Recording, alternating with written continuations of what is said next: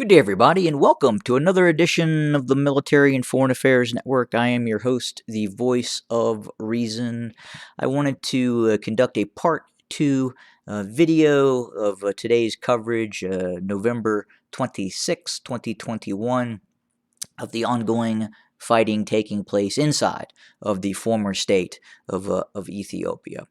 And as I had mentioned before in my previous video, that we believe Abiy Ahmed, the former prime minister of the former state of Ethiopia, has indeed fled the capital of Addis Ababa, and quite possibly could have fled to the Afar region. I've also received some feedback that certain individuals felt that he could have fled to other parts of Ethiopia.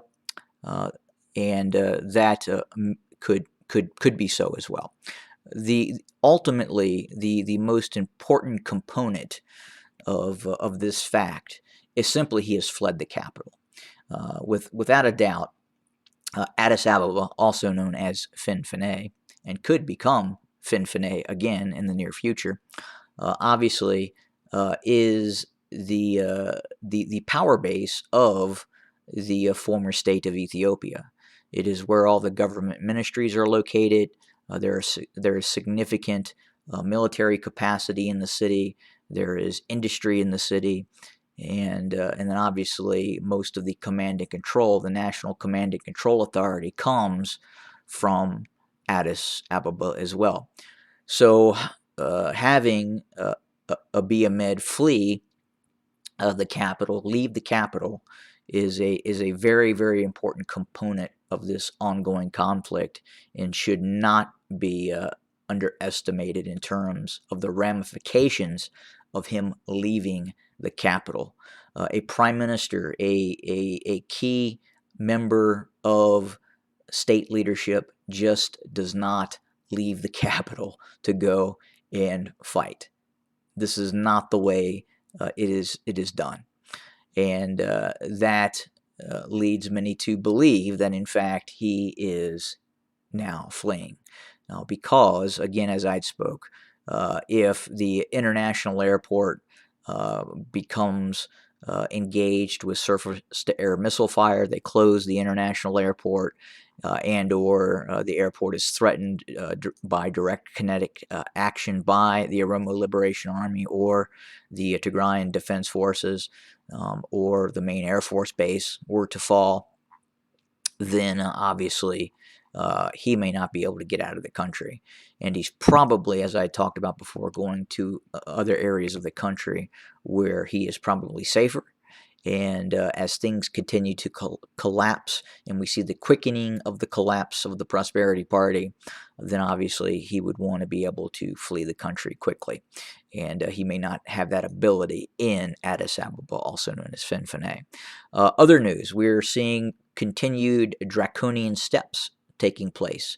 I did not cover that in the previous video, but again, news reporting on the conflict is now being restricted. You simply cannot even report on the news now about the ongoing conflict that is taking place inside of the former state of Ethiopia. We have continued to see more military strikes on the capital of the Tigray region, Mekelle. Quite possibly additional drone strikes were carried out.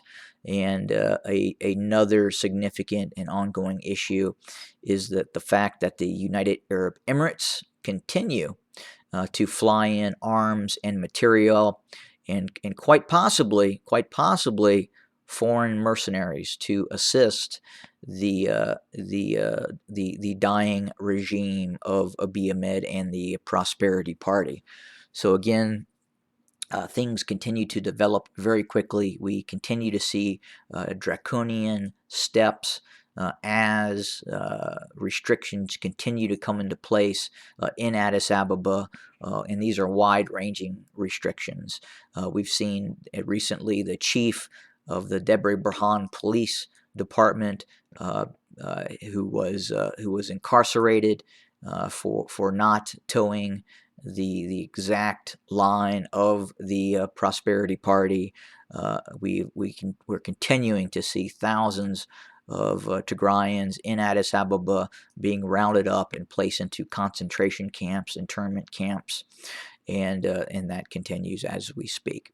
But again, very, very significant developments continuing to occur. We are continuing to watch the situation as it unfolds before us. And again, I believe this channel is accurately documenting world events on a daily basis that probably are not getting the kind of coverage that they deserve. Obviously, right now, this conflict that's taking place inside of the former state of Ethiopia is the largest conflict on the planet in terms of sheer intensity of fighting and manpower involved.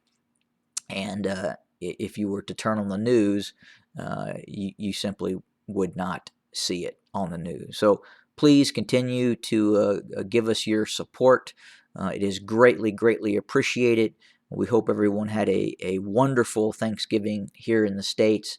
And again, we will continue to monitor the situation and report of the ongoing civil war. Have a great day, everybody.